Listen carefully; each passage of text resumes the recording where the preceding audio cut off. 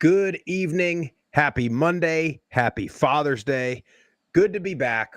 Welcome back to the number one group of five college football show in the world. This is the Group of Five Guys, and our mission is to be the voice for the Group of Five football programs, the voice that the mainstream sports media absolutely will not be. Need your help. Need you to go follow us on all the social media platforms at Group of Five Guys. Go to YouTube, Apple Podcasts, Spotify, wherever you get your best podcasts. Subscribe to the channel, leave a 5-star rating and a review. Most importantly, share it with your family and friends. On this episode, day after Father's Day, we're going to talk about coaches and the example that they set, the father figures that they are to so many athletes across the country. We got to talk about movement, Texas State to the Pac-12. Got to talk about Sun Belt a little bit. And then we're going to debate a little bit whether we think the portal should be in the spring or the winter. Hope you enjoy the show.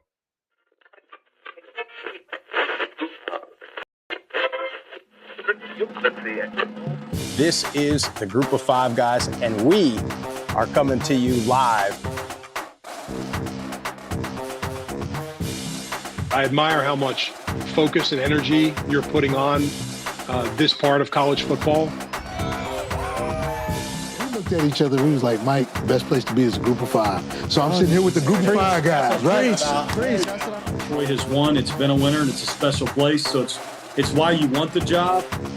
But it's a ton of fun to watch a guy go to the NFL from a Nevada or a Colorado State or a Middle Tennessee or an App State, and fans follow that kid. Those across there, you want to have this thing packed out, have the student section packed out, giving those guys hell on the sideline. I mean, that's part of it. I mean, win or lose, like we're winning the tailgate.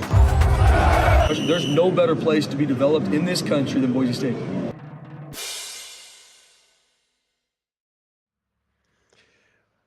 Happy belated Father's Day, my friend.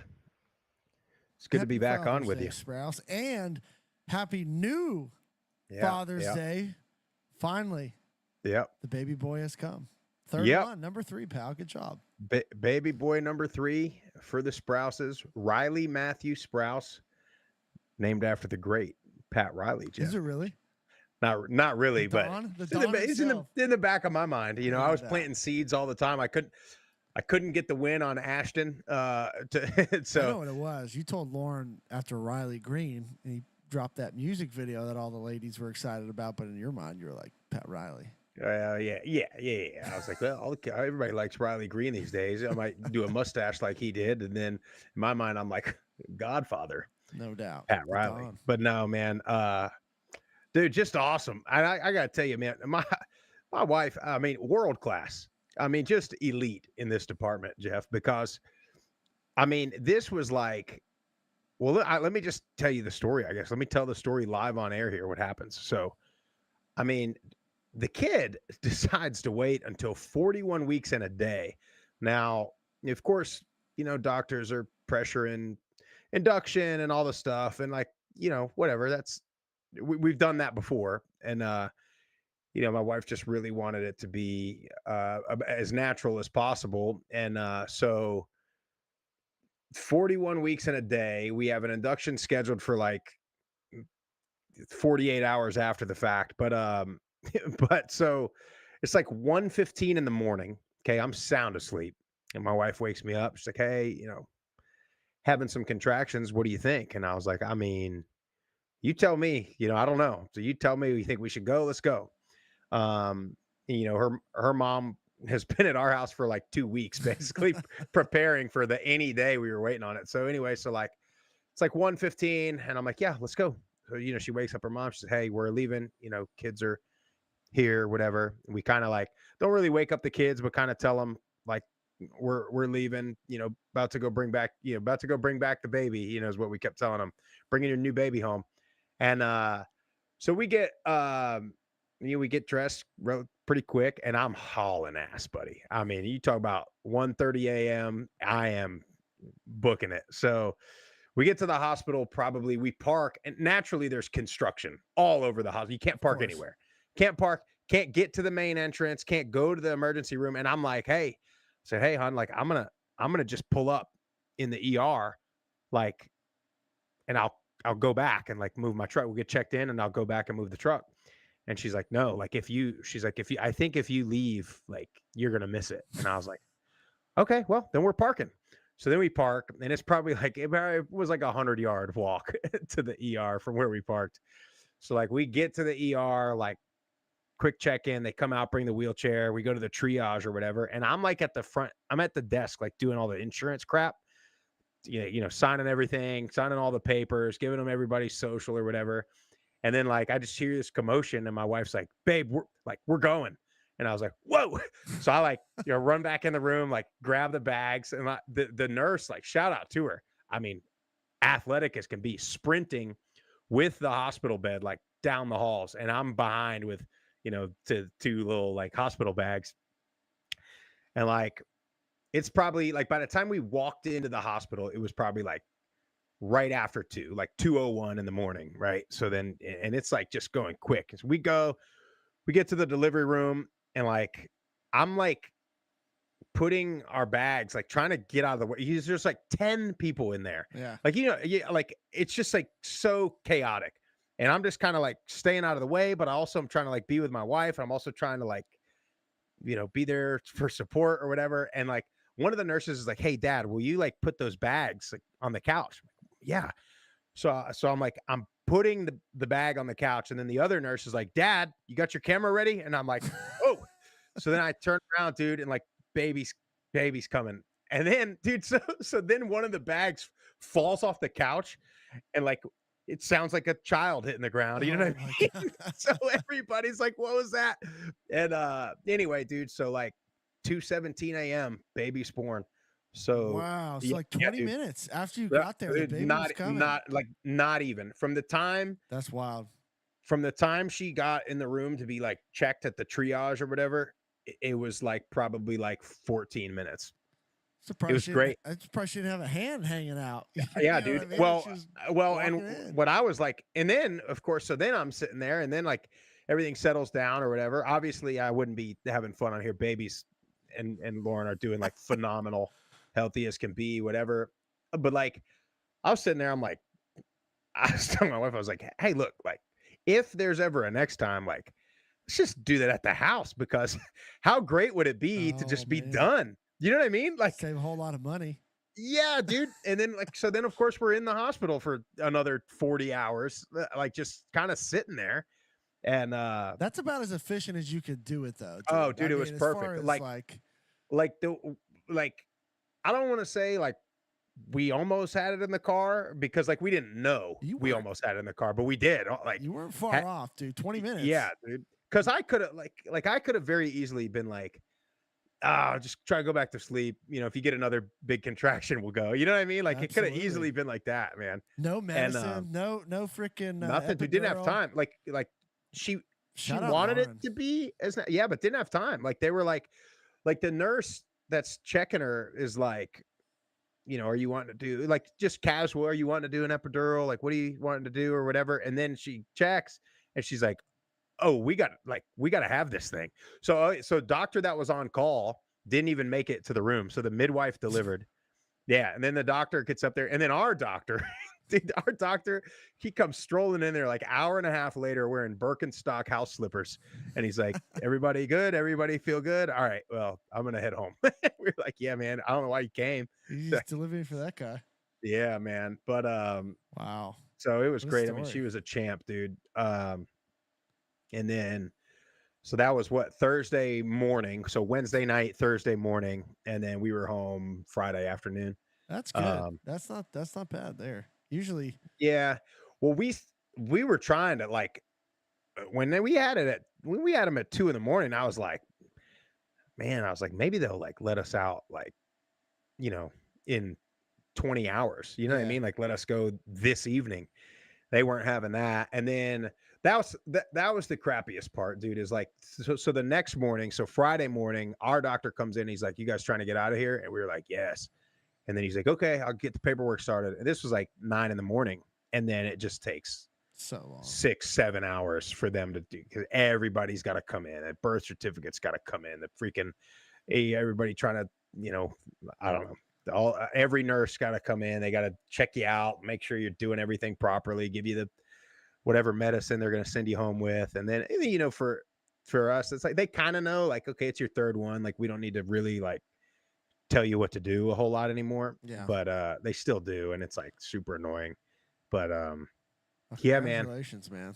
Baby number Yeah, 3, dude. boy number 3. Baby Welcome number to the Three Boys Club. Well, I got to tell you, Jeff, between the two of us, there's so much testosterone So and much. alpha male on this show right here. I don't think we could have a girl. I don't I don't so. think we could do it. Nope. And So now we're set up for success. If this becomes the group of 8, we've got enough to cover us for the next several years. So, but yeah, man, I do just want fired up. Shout out the chat real quick. We've got some pretty funny stuff going on. Who's all in there tonight on the YouTube chat? If you're on Twitter or Facebook, hop over to YouTube, hit subscribe, hit the notifications bell. We got a great live chat every show. Matt Hardigan's in there. Mark D is in there. Stephen Vitt is in there. Sean O'Toole's in there. And as you were telling about the bag, putting the bags on the chair, he was like the get back guy of the delivery room. He's holding the coach's hips, pulling him back. That's it. Yeah, that's good stuff. Josh Bevel's in there. Shout out Josh. So appreciate you guys in the live chat. But everyone's saying congratulations. Josh has got to be coming up on having a child, I believe.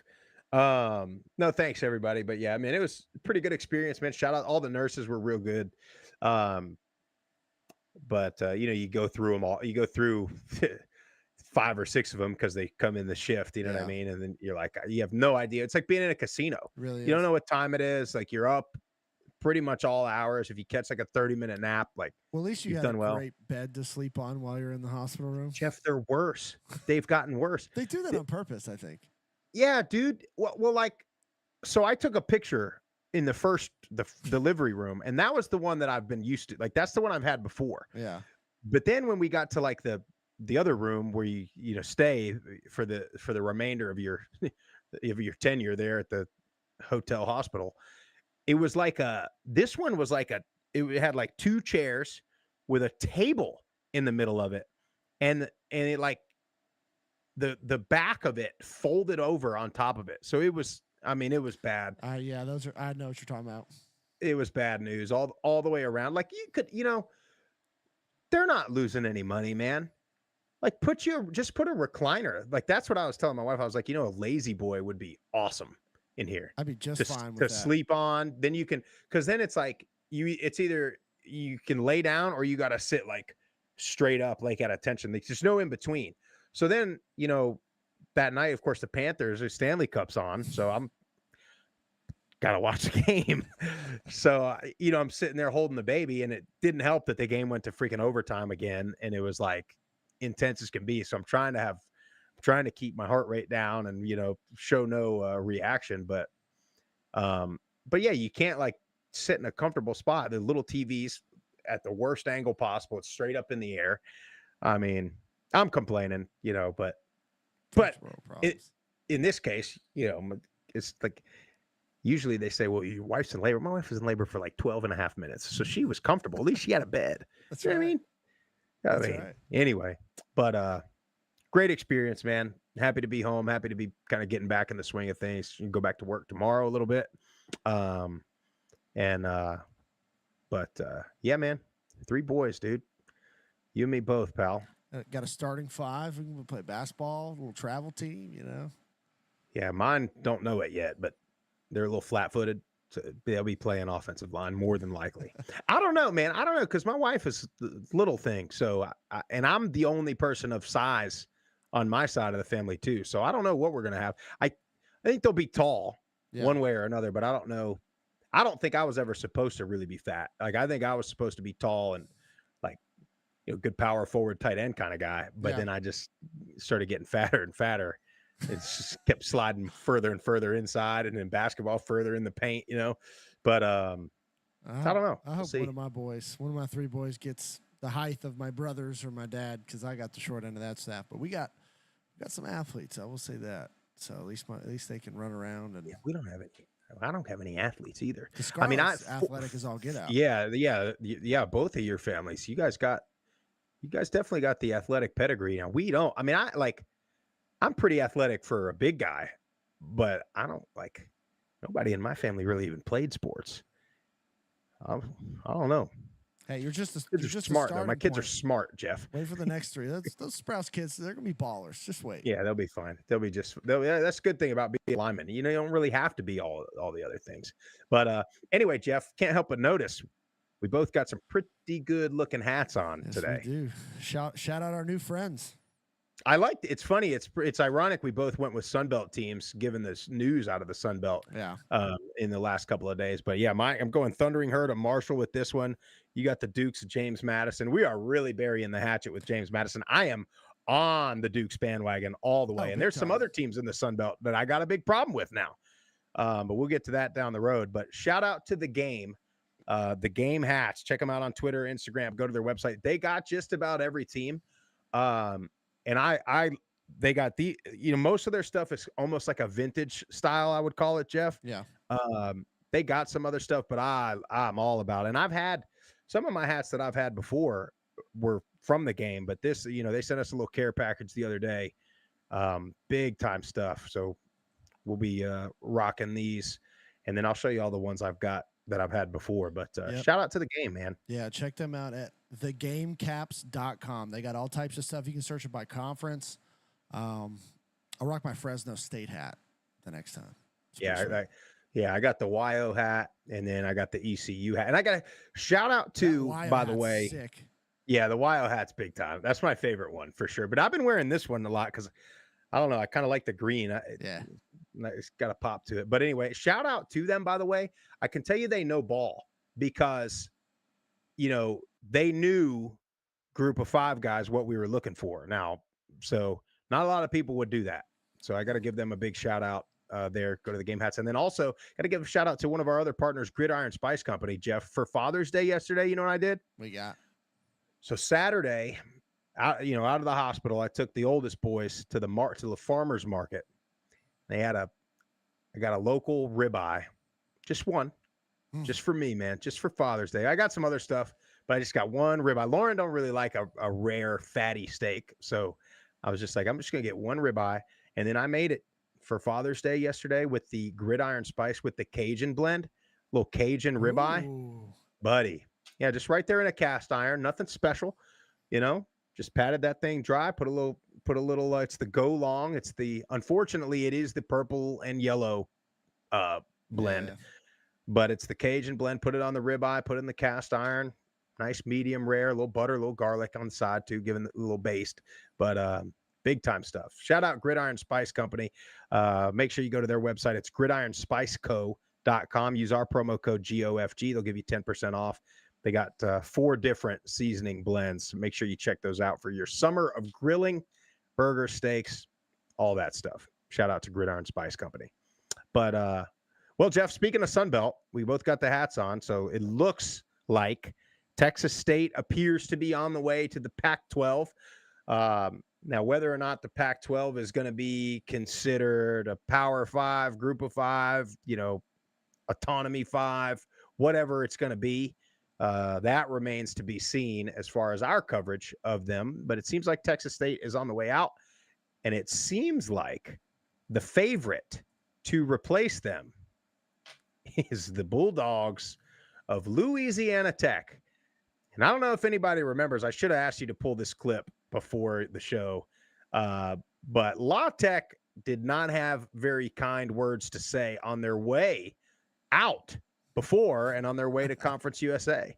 And so it has been all these Sunbelt teams that went to Conference USA and thought it was a big upgrade in the past are now sitting here looking at this Sunbelt thinking that's the premier, with the Mountain West kind of shrinking down, losing some of their power brands. The Sunbelt is kind of the premier Group of 5 conference right now. The American, you could have an argument, but a lot of those teams are trying to get out and make their way to the Big 12 or whatever it may be. So the Sunbelt is kind of that. It's been this, but it's even more so, it seems now. It's this traditional, regional, historical conference with great rivalries, great fan bases, and really cool college towns. Now you're losing a damn fine college town in San Marcos, but one of the best. But I don't think the Sunbelt faithful want La Tech in their presence. No, No, it doesn't seem like it just off the initial talks of it on social media. But it's going to be interesting to see.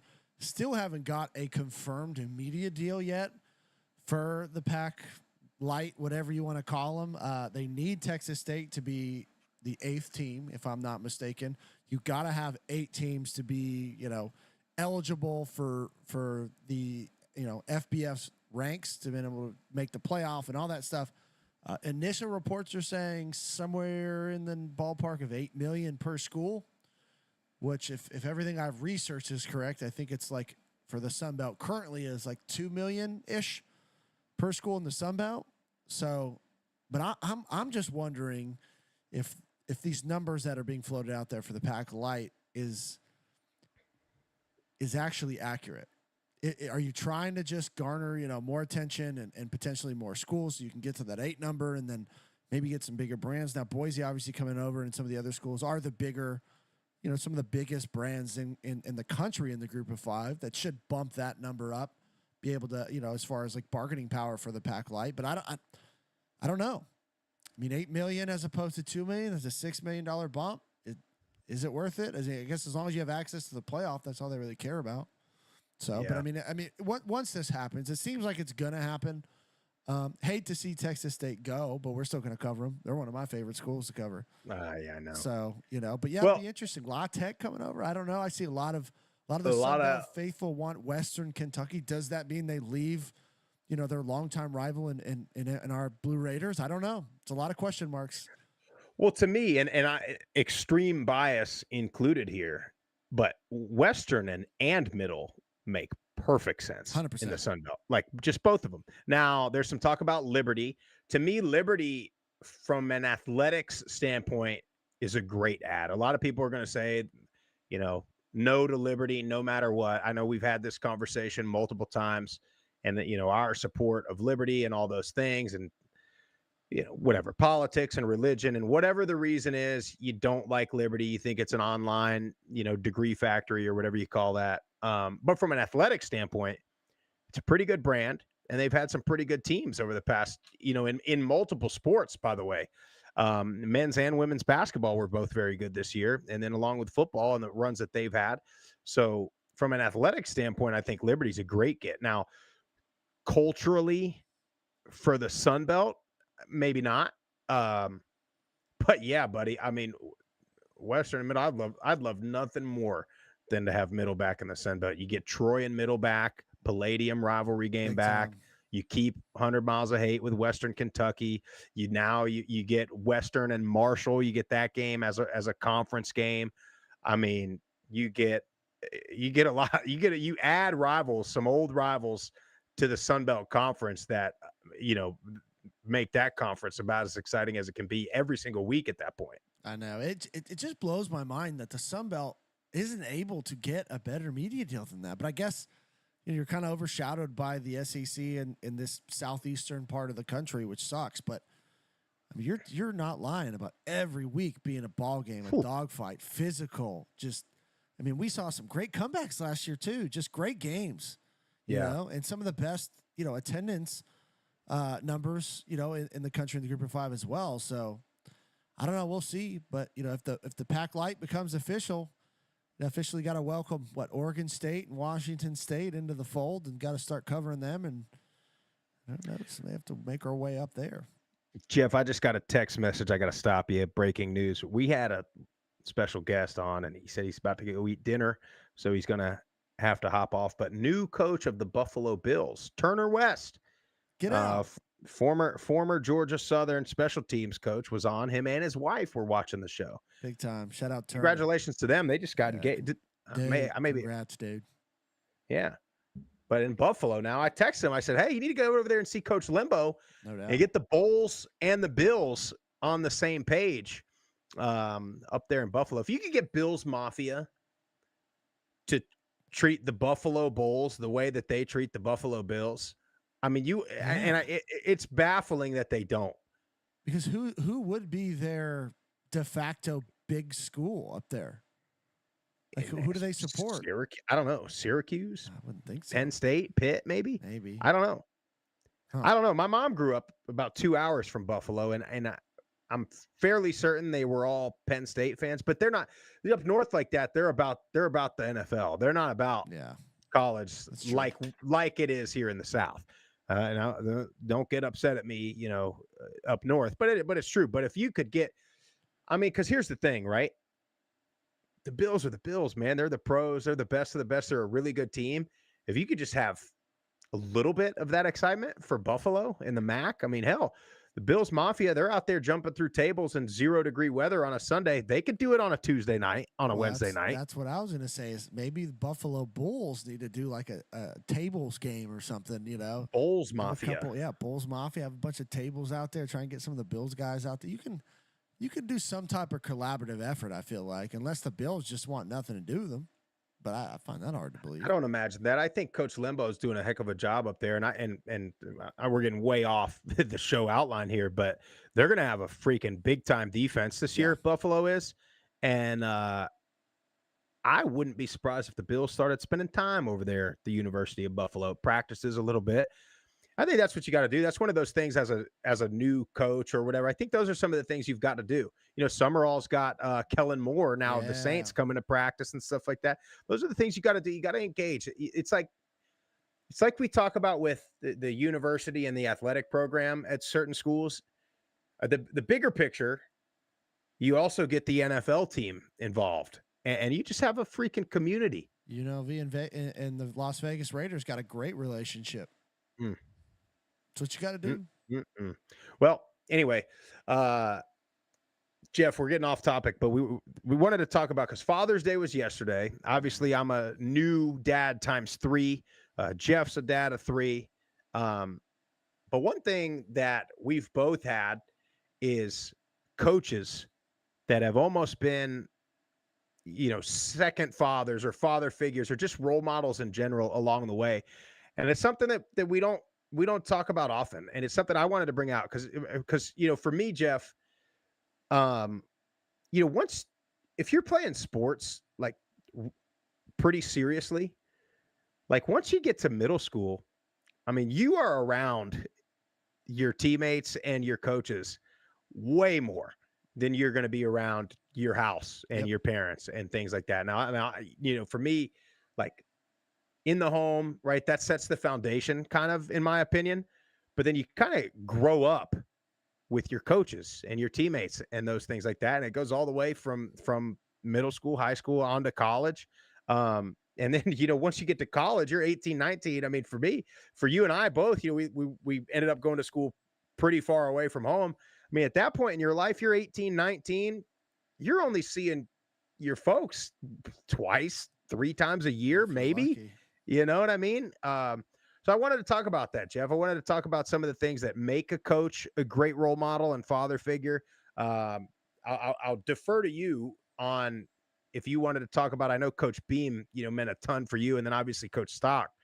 But any other coaches along the way for you? Yeah, I mean, obviously you mentioned those two. And for people who don't know, my story, I lost my dad. I was a senior in high school. I was 17 years old. My dad suddenly passed away. So, as a young man, growing up in the Bay Area, like losing your dad in any situation is a big deal, right? I mean, you're going in your formative years, kind of learning how to become a man without the big guy you're able to call and talk to. And he's been at every single one of your games your entire life. And now he's no longer there. So like my high school coach, George Calandry, I had so many coaches that after that moment, like, I was so blessed. Like God put these people in my life for a reason because I needed it, right? So George Calandry, my high school coach, like we were really close all through high school, and then that happened with my father, and he really stepped in and kind of, just was that father figure for me. And then when I went to Laney College in Oakland, Coach Beam, man, like really taught me a lot of just how to be a man and how to handle, failure and different things in life. Like taught me a lot on the field, but I learned so much from each one of the coaches that were important in my life, like off the field. And then you go from Coach Beam at Laney, I was there 3 years. And then I go to MTSU and Coach Stock. Like I was so blessed to have amazing, role models and head coaches that filled a huge void in my life when I didn't have that anymore and didn't have you call your pops and be like, hey, this is what's going on, whatever you're going through. And I was able to do that with my coaches. So like I'll forever be in debt and grateful, you know, to those three coaches, Coach Stock, Coach Beam, and Coach Calandry, because they just had such an impact on my life. And now me, on the flip side, being a father and knowing the things that like I missed when my dad was gone, and just trying to always be there for my kids. And then I'm coaching my kids, right? And then I'm coaching these other kids that are in the community now. And like, man, I've had a handful of kids that are starting at 4 years old. Now they're like 10, the same age as my oldest, because they've been with me for like 4 or 5 years. Like, didn't have a dad, don't have one. Not in the picture, he's not alive. And like just seeing, you know, the impact of now that one kid in particular, he's on a different team because my son's doing something different. Like every time I see him at the ballpark, man, like lights up, comes and gives me a hug. Coach, how you doing?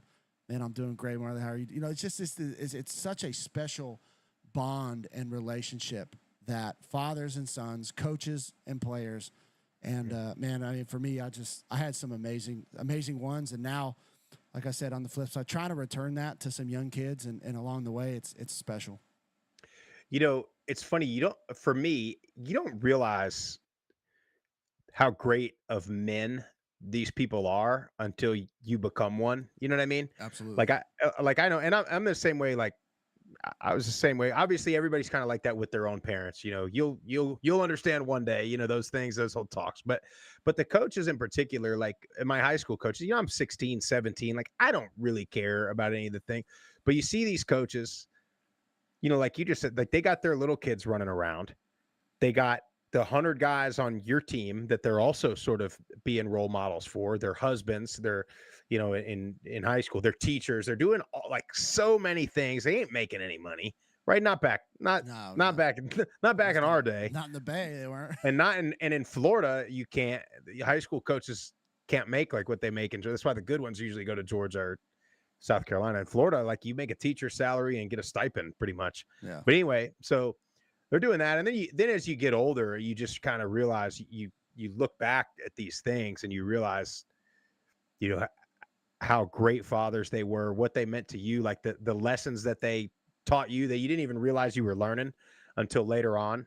So yeah, I mean, just shout out to all the coaches along the way. And it's interesting. It's why it's so important as a parent now, if you have a kid that is going to be playing college football or even high school football, right? Of the type of person that you're going to hand them off to, pretty much. I mean, because, you know, I'm looking at some of these coaches and so that I'm not here to trash anybody today, but like I saw this video, like you see the kid at the Tennessee visit doing his little red carpet dance and stuff. Yeah. And I just thought, like, for me, this is for me. Okay. I'm speaking for myself here. It's like the coaches that are doing all that, you know, and like putting on this show, it's not honest and it's not authentic. And you know, I mean, you know, Nick Saban was never doing any, you know, Alabama might have done some things recruiting or whatever, but you would never see Nick Saban on a little, you know, doing the dance like Brian Kelly was doing with that recruit a year or two ago. Like you would just never see it. And I'm not saying those guys are bad guys, but you know, you do hear a lot of stories about them not being great. Yeah. And to me, it's just so important outside of you want to go to a place that, you know, for the football stuff. Yeah. If you're a quarterback, you want to go to a place that's got a system that's for you. I get that you can be successful, but as a parent, I mean, these coaches, like they're going to raise your kid, man, to a degree. And so you've just got to be very, very careful about what type of person, you know, you allow to be an example on your kid. No doubt. And that's why I always, you know, loved looking back too about Stock is like his big thing was like, I'm going to return your son better than when he walked in the door, you know. And now with this, what's interesting with this transfer portal is like, I don't know if you get that as much with kids that are moving from one place to the other with the other. Not saying that they can, you know, they could potentially hit on three phenomenal, you know, human beings as head coaches or position coaches. Like that's very possible, but I feel like your odds go down. You know what I mean? And that's where I think, you know, you have such amazing coaches in the group of five. And not to say that they're not at the Power 4 level, but obviously they started somewhere, right? And that's where the relationship. We have the rev share now coming in. You've had the NIL the last couple of years, but all the top, like really, really good coaches in the country, all to say the same thing when it comes to relationship is having that relationship, building the trust. The player knows that those guys genuinely care about them as a human being. They're going to push them. They're going to get them better on the field, but more importantly, they care about them off. How are you doing? In your personal life, all these things, and you almost have to be that way as a coach nowadays. You can't just be the ball coach. It's like you got to be a psychiatrist. You got to be able to talk to these kids and understand what they're going through. And it's whether you like it or not, it's the world we live in. And the ones that do it like so well have been the ones that have been really successful the last like 4 or 5 years. Yeah, and I think what's most impressive about the really good ones, it's different, right? The head coach, they're kind of the overseer, they're the figurehead of the whole thing. But then when you get down to the position groups, right, that's where you've got a coach that's, you got 10 or 15 guys in your position room, and they got 10 or 15 different personalities. They got 10 or 15 different upbringings, belief systems. You cuss one out, it motivates them to do better. You cuss another one out, and he pouts. Yeah. I want to say starts crying, but they start pouting or they want to transfer. So you've got to know, and I related a little bit. My kids are still super young, but they respond differently already, I can tell. And so you get a kid that's 18, 19, 20, whatever. You've got to know each one, what buttons you can push to motivate them, what buttons you can push to get on them, when to really, really lay it on them, and when to take a step back. And then you're doing all that while also having your own children. And that's where, to me, I know we're talking about coaches and dads, but that's where you get a shout out to like the coaches' wives and those kids, because, it's the same thing. It's like, you're spending so much time with being a role model and a father figure to somebody else's kids. So to be able to do it also at home, and we've been around so many of them, and you remember being at middle, Coach Faulkner's kids running around, little Steve Ellis's kid running around. This kid's got to be hell, Brent Stockstill was a small child running around our practices, and now he's coaching in the NFL or whatever he's doing. But so you look back on that stuff, it's like, man, like, yeah, it's cool. You're a little kid, you get to be around a bunch of college football players, but at the same time, your dad is super freaking busy being somebody else's role model for a lot of for a lot of time. And so anyway, get off on a little tangent there, but shout out to all the coaches and dads. Yeah. Man. More important than, and if you're a dad and you're a coach in your community, man, sometimes you don't realize until later in life how important your role is. So keep fighting the good fight out there, man. Ain't no doubt about it. Somebody's got to carry the boat, Sprouts. What is that? Somebody's got to carry the boats. Somebody's got to carry the boat. That guy's turning out to be a fraud too, huh? David Goggins, isn't he? I don't follow the guy. I just know that one line he always says. Dude, speaking of Liver King, they're all frauds apparently. Have you seen the Liver King documentary on Netflix? I have not. You got to watch it. You absolutely got to watch it. That guy.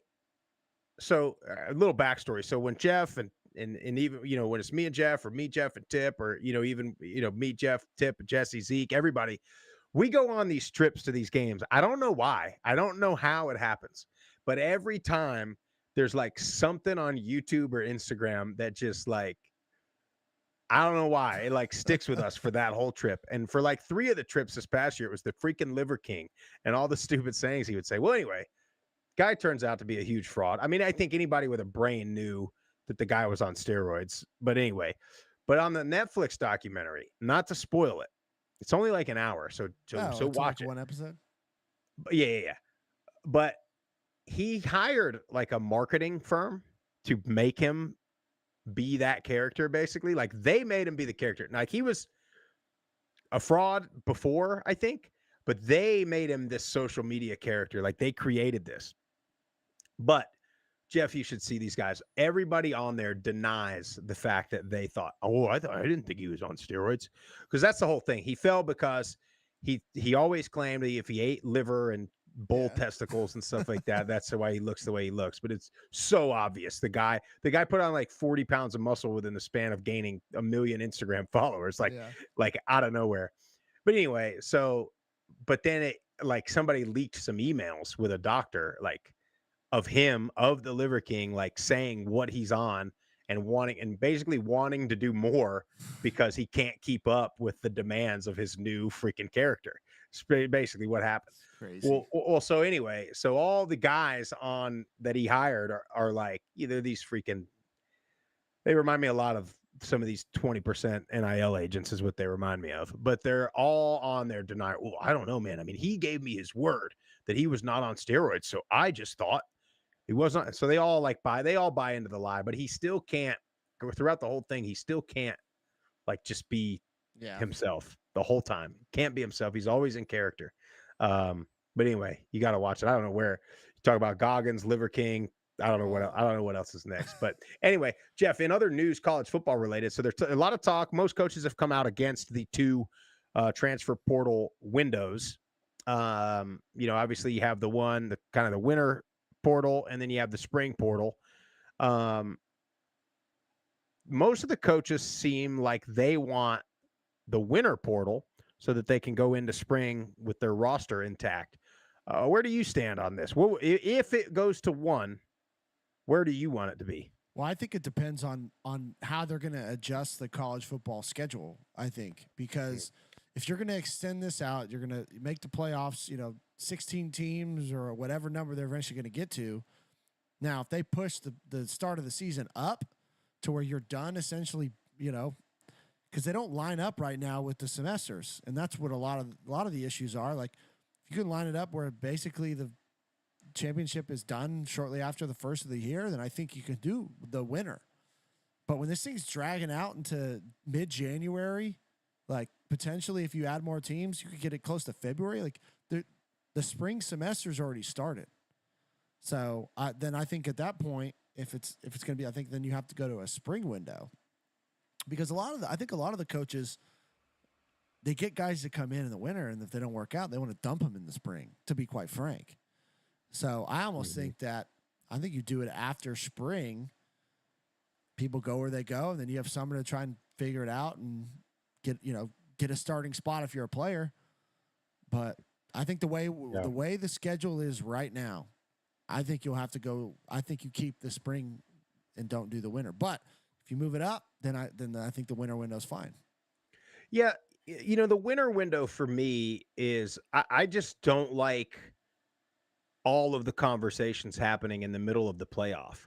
That's what I don't like about the winter window, because it lines up right with the most important games of the season. And you saw guys opting out of bowl games has been a thing, but opting out of playoff games or potentially opting out of playoff games. And I think you'll never stop seeing that if you continue with the winter portal. Now, the pros of it, it gives the coaches a chance. You got your team. You can go through spring ball, so you can kind of go through every single segment of the offseason. You go through winter workouts, spring ball, summer workouts, into fall camp with their team. For me, I like this. I like the portal, the spring portal, because I think the benefit to the player is, after bowl season, it's like you don't really know where you stand going in, because guys graduate or go to the NFL or whatever it may be, or transfer. You don't really know where you stand on the depth chart. But once you go through spring, you can say, okay, well, now I'm a 2, so I'll play. I'll get some playing time or whatever. Or, hey, look, like I thought I was going to be a 2, but I'm a 3 on the depth chart, and they're bringing in, a 5-star recruit to play my position. Like, might be a good idea to transfer. And for me, for the fan, I think it's just less distractions during the bowl season and during the season in general, because surely for everybody outside of, 4 teams by January, your season's over. So, you know what I mean? It's like, if surely those 4 months between January and the end of spring ball, like you could have had some conversations and figured out where you want to be. Where now, if you do it at the winter window, it's like you're having all these conversations fast, right in the middle of your right before conference championship games. Right, you saw it with Tulane, Darian Mensah. Right before playoff games, I saw it with Tennessee and the Nico kid. So I just don't. I don't like it. I don't really care for the portal much at all. But if you're going to have it, I think after spring ball is a perfect mix. And then look, you can still get guys go through summer work. They're transfers, right? They're not freshmen. Yeah. So you don't. It's not like you got to. Oh, I only have the summer to put 20 pounds on them. It's like, oh man, they're ready to go. They've been playing. They've been in a college weight program. They've been practicing. They went through spring. That's the other thing too. Is I think if you go down to one, it limits the people that I think some of these kids just don't want to do spring ball. To be quite frank, Dude, spring ball kind of difficult anymore. Oh yeah, and neither is fall camp anymore, from what I've heard. I mean, I think all in all, the spring, if you had to cut it down to one, the spring is the way to go too, because we talked about the semesters, right? Like you can't be, let's say you get a coach leaves one school right before the semester starts, like in the winter after the season or after his playoff run or whatever. Like that's a difficult situation to navigate as a player too. So if you transfer after spring, I just think that's the safest bet to go. You have all summer. And here's the other thing too. I think that you need to go back to the old rules. You get one free transfer, and shout out Josh Bevel for bringing this up in the chat. One free transfer. That's it. You transfer a second time, you just got to go down and play right away, or you have to sit out a year. Because then that'll eliminate a lot of just the transferring every freaking year, and you're at your sixth school. Yeah. I went to Publix today, Jeff, and I bought the I'm just going to look at it to see if I can find any inaccuracies, but I bought the Lindy's college preview book, magazine. Yeah. And the woman, the cashier, older woman, she's probably, I don't know, 60s probably. She sees the cover of the magazine, college football, and she was just like, "Ugh." She's just disgusted. And I was like, I go, not a big football fan. and then she was just like, she's like, I just don't like it. These kids now, they go wherever, like she knew all about it. They go wherever they want. She's like, they're paying high school kids now because they think they might be good. And I was like, wow. So you're dialed in, ain't you? And then she was like, yeah, I just don't like, I don't like it anymore. And I'm like, well, I said, you're not the only one. You're in the majority that has, a problem with all this stuff. But anyway, yeah, I agree. But we talked about that. That's what I said. I said, back in my day, if you transferred, you had to sit a year, no matter like, or go down to FCS. Yeah. Well, and then now you have this. So the settlement has passed, the NCAA settlement. Every time something passes, Jeff, a new thing comes out. Well, what I was going to say about it is, so it's what everybody, was planning on happening. And now you already are having new lawsuits being filed. Title IX. Yep. Title IX. There's no collective bargaining players. What we've been saying for the last 6 months, really. Yep. So, and now I've talked to a handful of coaches, and they're like, we don't really know how to move forward with this, because what happens if they get in court? This gets escalated to a higher court because of the appeal, and it gets shot down. But we're 2 months into rev share. I mean, it's a mess, dude. It's a mess. So then do you go back to the old collectives model? Jeff, I got a solution. How can you coach? How can you be a coach in this landscape? I know. Or a player, honestly. I know. I have a wild idea, Jeff. What you got? What if, so like higher education, college, right? Costs a lot of money. What if someone was really good at it, they didn't have to pay the tuition, and then they could graduate without student loan debts that most of their friends are going to be paying off for the rest of their lives. And then if they were really good, they could go to another league and get paid millions to do that. And then, hey, wild idea. Look, man, if you're super famous and they buy a couple of jerseys from the bookstore, sure, man, you get you some royalties off of that. What if they just did that?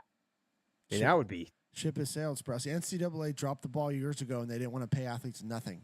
Honestly, you probably, if they would have just made a little concession, we probably wouldn't be in this situation. But NCAA is who they are. They're dying. You're hearing more talks of the SEC and Big Ten splitting away, being semi-pro, and then I don't know, dude. I don't know. But we do have a few voicemails coming in.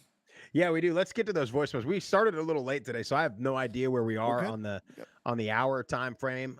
52 minutes in. Sweet. Well, yeah, let's get to the voicemails. Look, we are right in the middle of the year. We have football in like 2 months and a week. We got week 0, which, by the way, yeah, we got to go, right? Sam Houston at Western Kentucky, week 0, conference game, potential conference championship implications on the line. I think you got to go. Might have to. I think you got to go to that game. But yeah, dude, we're 2 months away. We got voicemails. We'll have our conference preview. We'll let everybody know, but we'll have our conference previews and all that stuff coming up too. Now, are we going to do last year, Jeff? If you remember, we did 5 days in a row. I don't know if 5 a.m.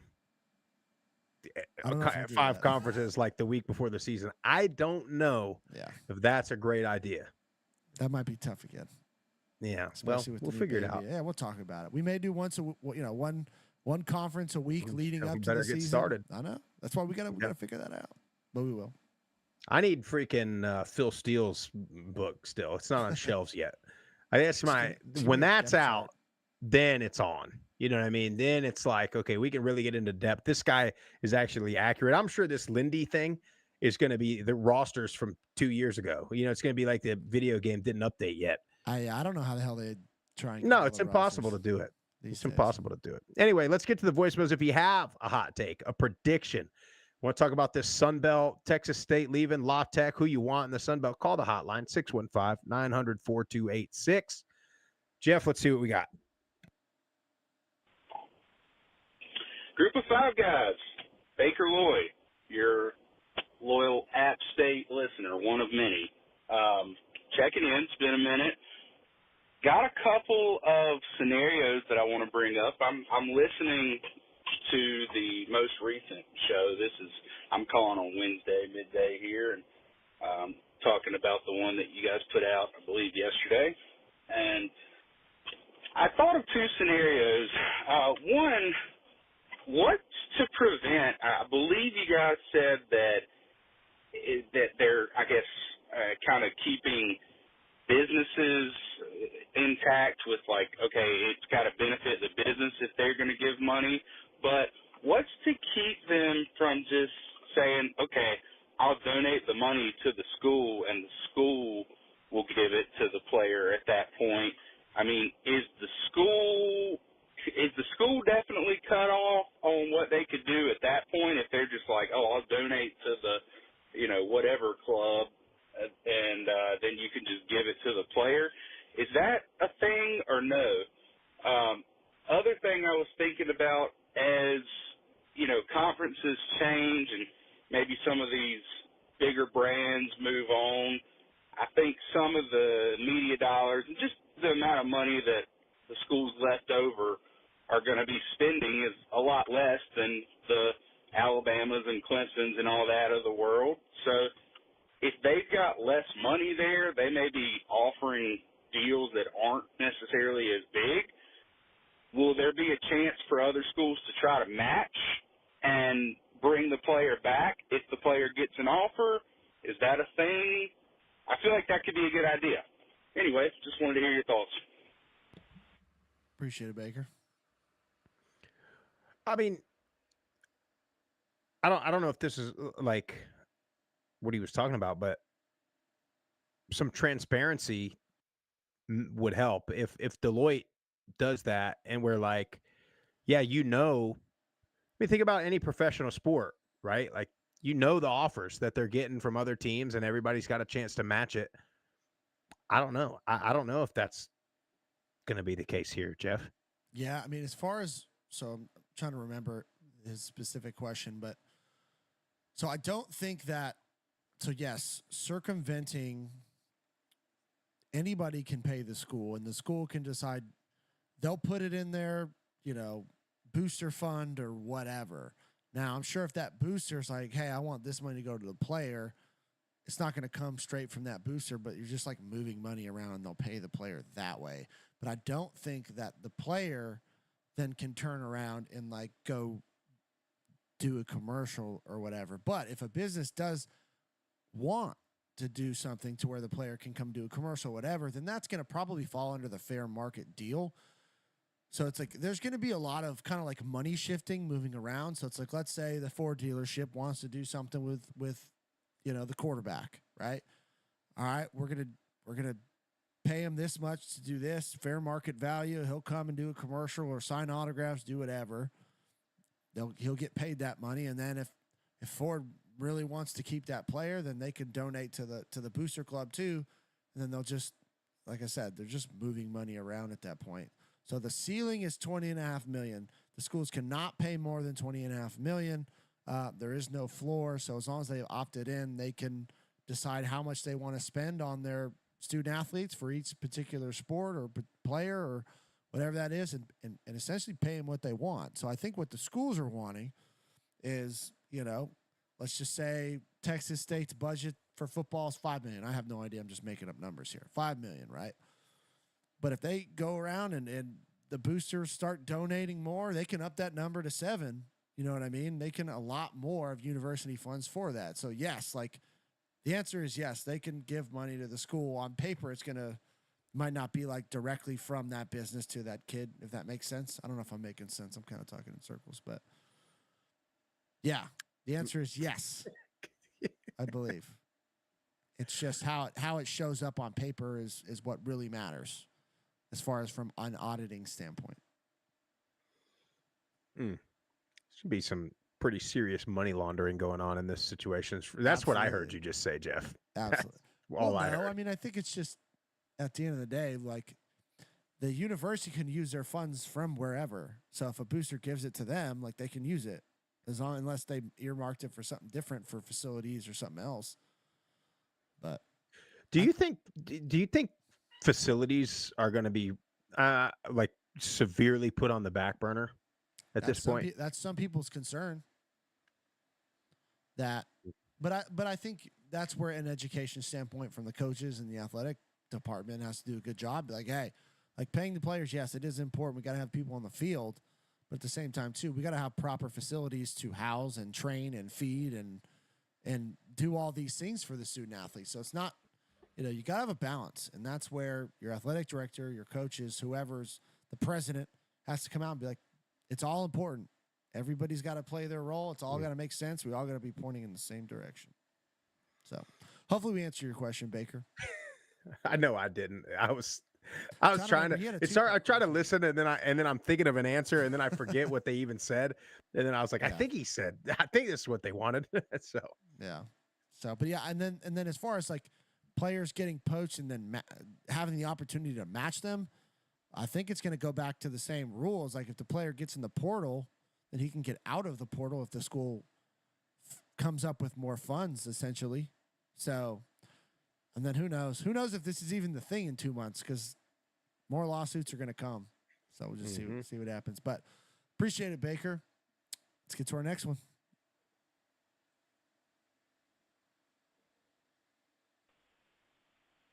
Hey, boys. Stu's right. Well, when we were down 3-0, I just figured it was inevitable. It sucks that we blew a 2-goal lead in this game 5, I guess, whatever game it is, game 5. The good news is I had an anytime goal scorer parlay with Carter Verhage and Sam Bennett. Thankful that Sam Bennett was cherry picking and was able to score that goal there at the end, because it won me a couple $100. There you go. So I guess there's a silver lining to tonight's hockey game. Anyways, I guess the Canes will have to get them next year. Can't wait for football. Appreciate you, Stu. Us either. We're ready for football season too. Not yet. Tomorrow night, game 6, Panthers repeat. They win it at home over Edmonton. I tell you, man, hockey, and maybe it's just a Canadian thing. They bitch about referees more than we do in the U.S., and we bitch about them a lot. I mean, they can't stop bitching about them. But cherry picking, Stu, he was in the penalty box. Y'all, this is what the Florida Panthers are doing in hockey right now. They are so frustrating to play against because you literally have a power play, right? 1-man advantage. Florida, Sam Bennett, probably going to win the freaking Conn Smythe, which is like the MVP of the playoffs.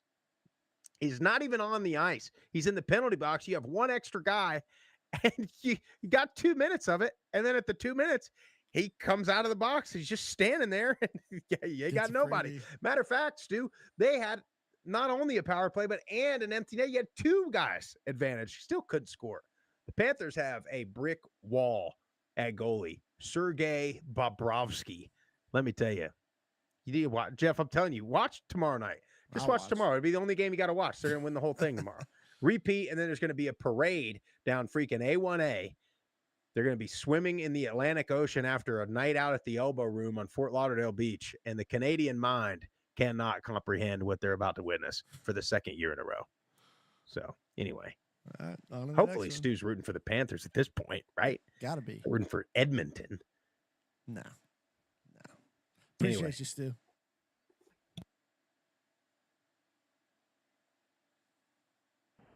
Group of 5 guys, Terry Johnson here, calling, checking in. Sprouser, got some kid on the way, and happy for you and, your family, and, just want to say, just excited for the football season, man. Summer goes on too long. Thank God I'm a mixed martial arts fan, and so I can find something to, occupy my time. Just really excited for the football season. Pissed about Greg Sankey and all his pretend metrics of why the SEC needs all 14 teams in the playoffs. Don't understand it. But no, 2 things I actually wanted to bring up. Actually, I thought about if y'all can do an episode, if you want to spend time on it, top 5 or top 10 post spring ball, top 10 group of 5 teams or something like that, because every news outlet does a post-spring ball top 25, and I don't know why we do that when teams haven't played each other, but I don't know, it gets clicks, makes content. Maybe that's an idea for an episode, post-spring ball top 25, top 10, top 5, whatever y'all want to do. And also, man, I wonder how Swag Bear feels about the Chrisleys getting out of prison, getting pardoned. I know in the past he brought it up, but I wonder how he feels about that. I'd love to get his thoughts.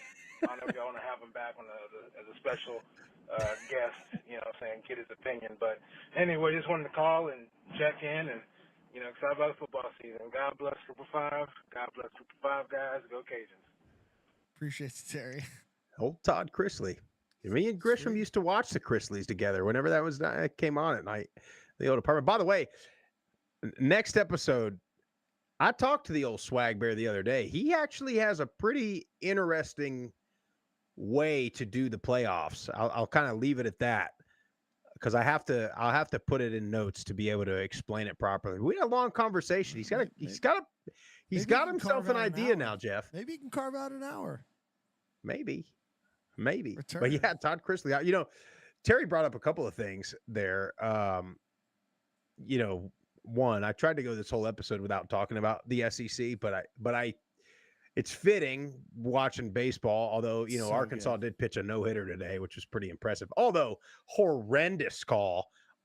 Murray State batter, bottom of the 9th, gets hit by the pitch. He turns his back, gets hit in the back of the elbow.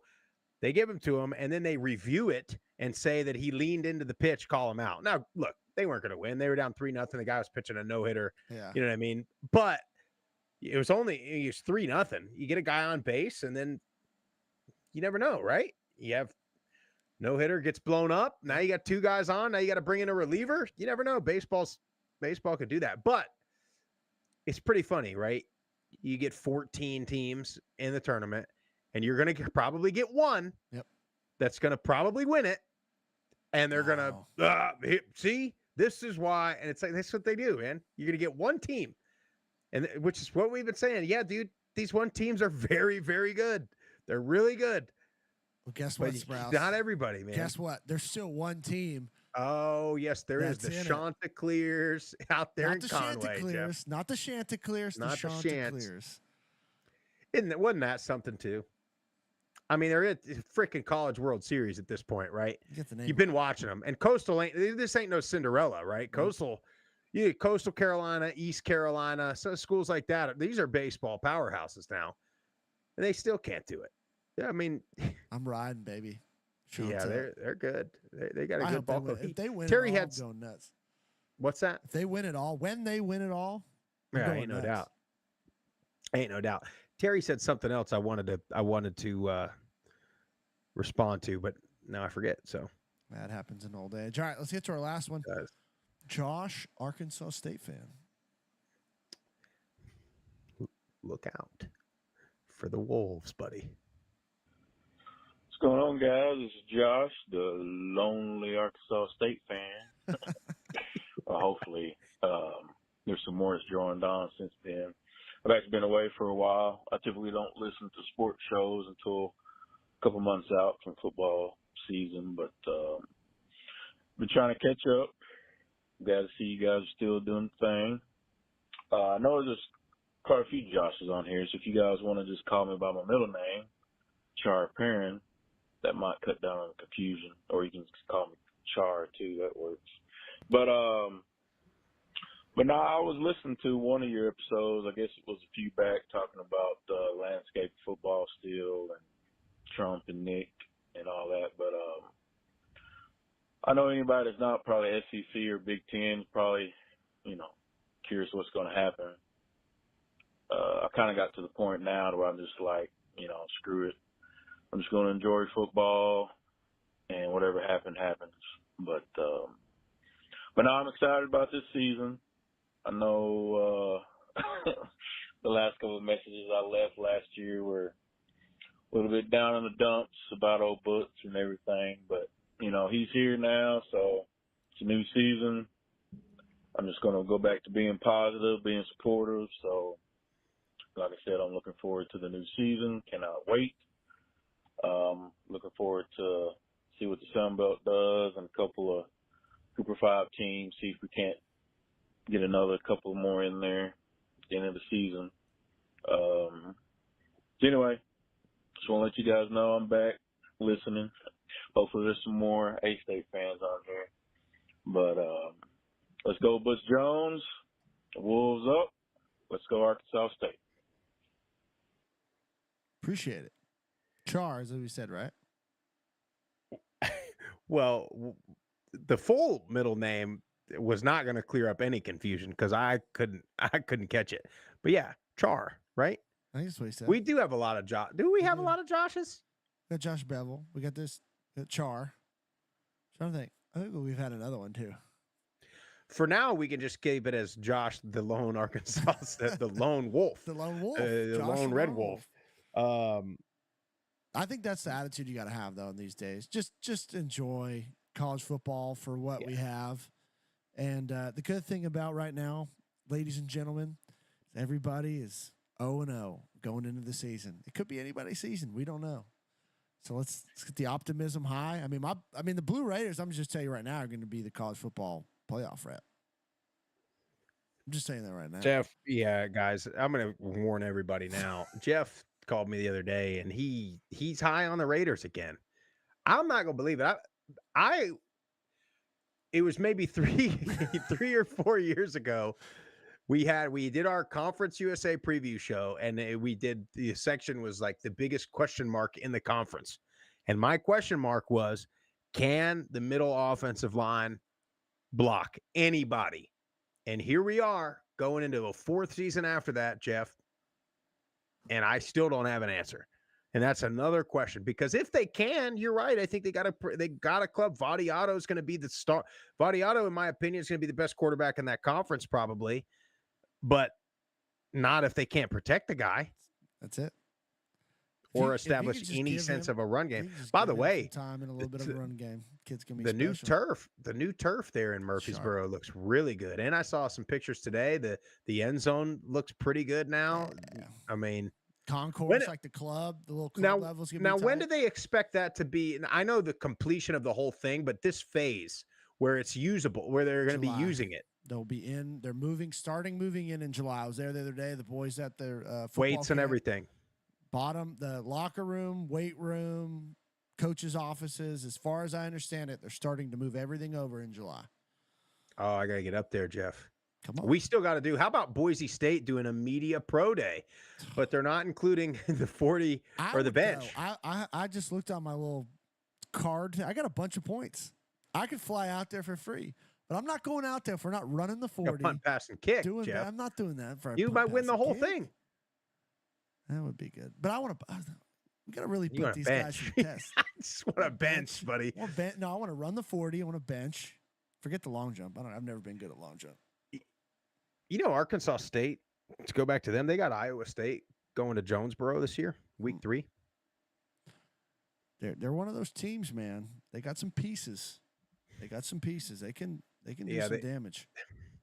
Well, they were close last year, and that's going to be once again, that's going to be the storyline of the Sun Belt.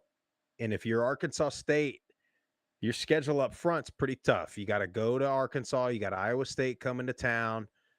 I think you got Southeast Missouri in there. You'll beat them. Well, they're a decent little FCS program, but you know, there's a chance, right, that you're 2-4. You know what I mean? Yep. But you rattle off a couple games and you hover around 500 most of the season, you're gonna be within a game or two of a Sun Belt championship game. You just are, the way that conference is, because it's going to be so jumbled at the top and the bottom, and that there's going to be tiebreakers all over the place. There's not going to be anybody outside of James Madison, by the way. There's not going to be anybody that I think is that good to where they're going to rattle off 10, 11 wins in the Sun Belt. I just don't see it happening. You just have to have these are what you have to have in the Sun Belt, in my opinion, to do that. Have to have a little bit of luck. You got to stay healthy, and you got to have some type of manageable non-conference at the beginning of the year where you're not physically beat up. Because once you get into conference, you know how physical it's going to be. So when we do our conference previews, we're going to dive deep. We're going to get into it all. That's why. I mean, that's one of the main reasons, honestly, why I'm so high on the Blue Raiders this year. We have the best schedule draw we have had in over a decade. That's a fact. It's the best schedule we've had. Literally, just thinking about it from when we were there. So that's 15 years ago. We'll see what happens. Yeah, I mean, because they don't play. Who do we play non-conference this year? Wisconsin, who is a manageable P4, program. It's gonna be big though, It's Jeff. gonna be big, but you're not following that up with That's it right there. Michigan the next week, or even like Yeah, Syracuse dude. the next week. You know what I mean? Like, Yeah. you go Austin Peay to open, Wisconsin, and you go on the road to Nevada. That's gonna be a 2-game tough road stretch. And you come home to Marshall, and then you get into conference, and you got I think it's 5 or 6 new head coaches and new programs on their schedule next year, which they could come out and be able to lock in first year of their coach, but the odds are not in their favor. New coach, new program, usually you're down. Just typically. Anyways. We'll look at that. We'll look at it. But I'm not buying that stock just yet, Jeff. Certainly not buying it. You're not buying stock? No, I would. But anyway, that's all we got? We got any more voicemails? That's it? Appreciate you guys calling in. Yeah, appreciate the calls, guys. Appreciate the well wishes from everybody. Keep calling that hotline, 615-900-4286. Jeff and I will talk because, we might be doing these conference previews pretty soon.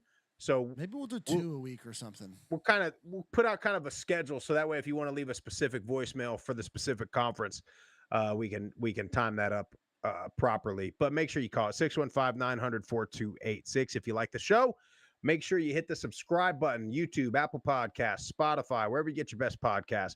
Hit the follow button on all the social platforms at Group of Five Guys, or you can go to groupof5guys.com, get you some Group of Five Guys swag. That is all we got for you guys tonight. Have a great rest of your Monday and a great rest of the week.